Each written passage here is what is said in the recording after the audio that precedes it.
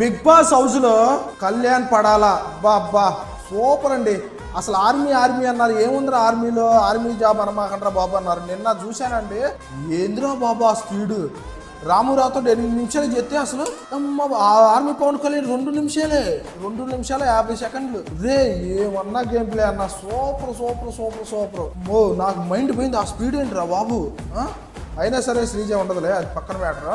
Friends నాకైతే దివ్య మాధురి గారు genuine person అనిపిస్తున్నారు friends. నాకైతే మీరు తిట్టుకోండి, ఏదైనా చేసుకోండి, ఎందుకంటే ఆమె ఏదైనా స్ట్రైట్ అసలు నిజాయితీగా, అబద్ధాలు ఏమి లేకుండా, మాస్క్ ఏమి లేకుండా నిజాయితీగా అనిపిస్తున్నారు నాకైతే. మీకు అనిపిస్తే కింద కామెంట్ చేయండి.